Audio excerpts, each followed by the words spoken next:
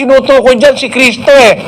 Palilitawin ko isang propetang gaya mo, Moises, sa gitna ng iyong mga kapatid. Ilalagay ko aking salita sa bibig niya. Sino ang kinatuparan niyan? Gawa 3:22 at 20. Tunay na sinabi ni Moises, ang Panginoong Diyos ay magtitindig sa inyo ng isang propetang gaya ko mula sa gitna ng inyong mga kapatid. Siya ang inyong pakinggan sa lahat ng mga bagay na sa inyo'y sasalitain niya. At upang kaniyang suguin ang Kristo na itinalaga sa inyo na si Jesus. Ang propetang iyon na tinutukoy ni Moises ay si Kristo Jesus.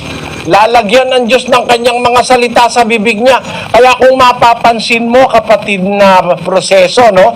Nung sabihin ni Kristo, sa ibabaw ng batong ito, itatayo ko ang aking iglesia, yung salita na yon, salita ng Ama yon. First person, sinasabi ko sa iyo. Yung first person na nagsasalita, sinasabi ko sa iyo. Pedro, second person si Pedro, na ikaw ay Pedro, sa ibabaw ng batong ito, third person na yon, itatayo ko ang aking iglesia. Salita ng Ama yon. Bakit? Sa ibabaw ng batong ito. Kasi kung si Kristo nagsasalita nun, dapat sabi niya, isasabi ko sa iyo, ikaw ay Pedro, at sa ibabaw ng batong ako, itatayo ko aking iglesia. Sana ganun, ano? Hindi. Ang nagsasalita bilang first person, ang Ama. Sinasabi ko sa iyo na ikaw ay Pedro, sa ibabaw ng batong ito, third person. Second person si Pedro, itatayo ko ang aking iglesia. Ang tawag ng mga apostol, iglesia ng Diyos eh. Yung sinasabi sa Roma 16, hindi naman opisyal na pangalan yun eh. Hindi opisyal na pangalan yun. Plural nga yun eh. Wala naman sa English na Church of Christ eh. Nakalagay, Churches of Christ, mga iglesia ni Kristo. This says, basahin natin ng Roma, kapatid na Daniel. Mangagbatian kayo ng banal na halik. Binabati kayo ng lahat ng mga iglesia ni Kristo. Ayon, lahat ng mga iglesia ni Kristo.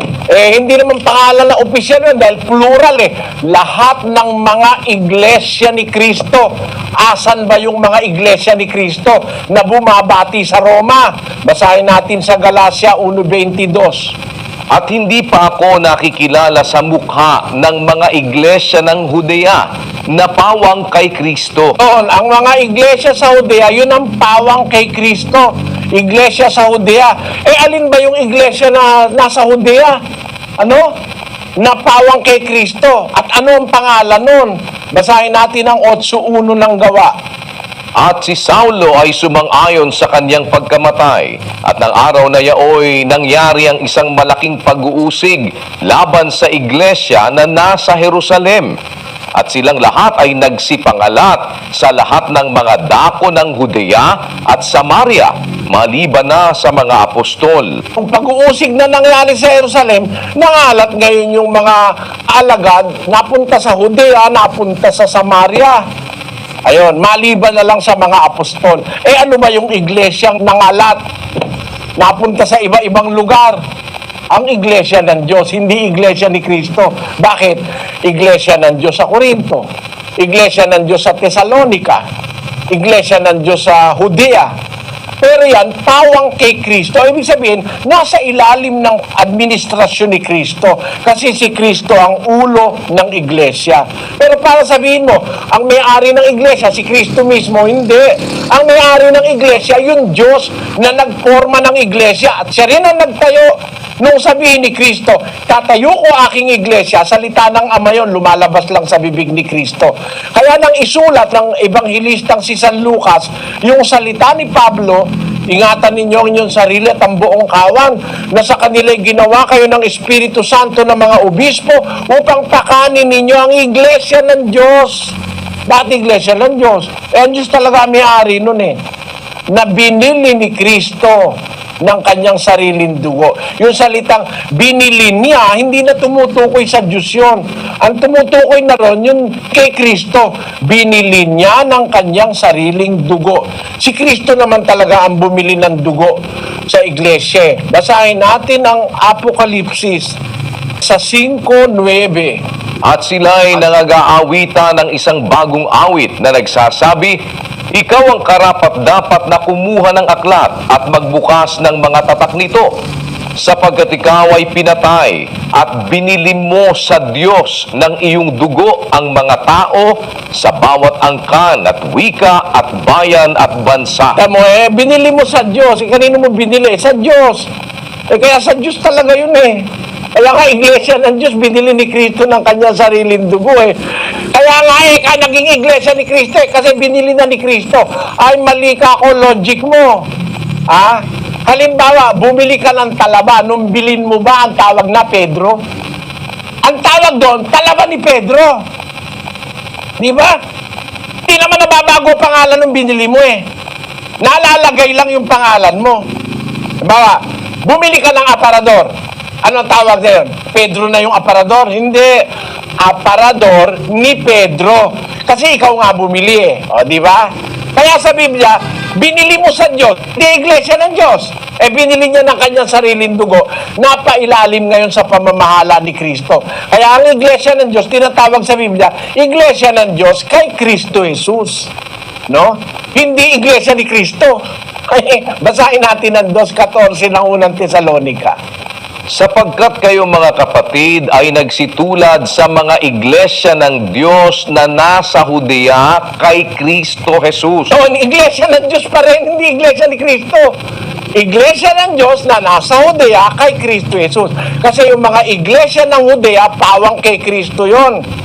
Yung iglesia ng Judea na pawang kay Kristo ang bumabati sa mga taga-Roma ng banal na halik. Ano pangalan nun? Iglesia ng Diyos na pawang kay Kristo. Iglesia ng Diyos nasa Judea kay Kristo Jesus. Hindi nawawala yung pangalang Iglesia ng Diyos. Sana intindihan mo kapatid na proseso, Kinalulungkot ko lang na wala tayong maraming masyadong oras para liwanagin ko sa iyo ang maraming bagay tungkol dito. At inaanyayahan din po kita sa ating mass indoctrination. Makinig po kayo ng doktrina, pagkumparahin nyo lang. Sana loobin ng Diyos kapatid na proseso, maintindihan mo ang ibig kong sabihin. At sana samahan ka po ng Panginoon. Magandang gabi sa iyo kapatid. Ito isang trivia. Ang unang-unang mamamatay tao, hindi tao, anghel. Is there any reason for an angel to be a murderer ng tao? May posibleng dahilan. Nasa Biblia, hindi inimbento yun ni Soriano. Nasa Biblia yun. Kaya, isa sa mga anghel na nagrebelde sa Diyos, ang target niya, ibagsak ang tao. Sapagkat si Satanas ang kauna-unahang mamamatay tao. Kaya nga lagi kong sinasabi sa inyo pag ang isang iglesia pumapatay ng kapwa, kahit baliktarin ninyo ang mundo, hindi ako naniniwalang sa Diyos ang iglesyang pumapatay ng kapwa-tao. Tandaan nyo mga kapatid. Kayo'y kumukonsinti ng mga mamamatay tao Tiyak na tiyak sa demonyo ang mamamatay tao. Yung nakasakay sa kabayong mapula, yon ang nag-alis ng kapayapaan sa isang pamilya para magpatayan ng pamilya. Nag-alis ng kapayapaan sa isang komunidad para ang isang komunidad magkakontra-kontra. Sa isang probinsya, sa isang bansa, at sa international scene. Kaya ngayon, puro kontra ang gulo. Kahit kailan may kontra Kasi nga, hindi lang natin namamalayan, merong espiritu na nag-aalis ng kapayapaan sa tao, sa mundo. Pakukontrahin yung isa para magkagulo-gulo na. Ganun na nangyayari sa mundo. Kaya mga kapatid, alam niyo ba kung saan ang galing yan? Yung pagpapatayan na yan. Sa kauna-unahang mamamatay tao, mga anghel. Ayun, So salamat. ba kapatid na ang unang mamamatay tao, hindi tao? Mga anghel po. Ayan, si Satanas ang unang-unang mamamatay tao Ang convert niyang una para sa mga tao, ang unang convert niya sa mga tao si Cain. Kaya si Cain, pinatay niya ang kanyang kapatid na si Abel. ito po'y espiritong galing kay Satanas para ang tao'y magpatayan sa isa't isa. Kasi si Satanas ang unang-unang mamamatay tao. Kaya matindi ang hinanakit ni Satanas. Mamamatay tao siya, pero meron siyang hindi mapatay. Paano po yun, kapatid na Eli? Sinasabi, meron siyang hindi mapatay.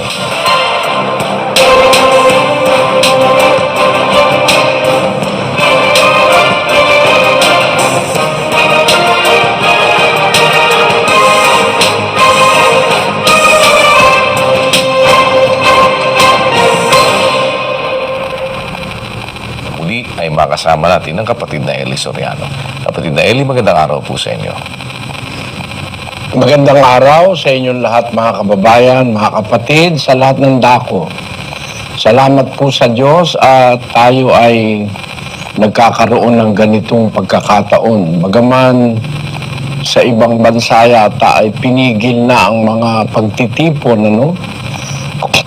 Salamat sa Pilipinas ay hindi naman ganyan ang sitwasyon. Tuloy po tayo sa ating gagawing Bible study. Nakita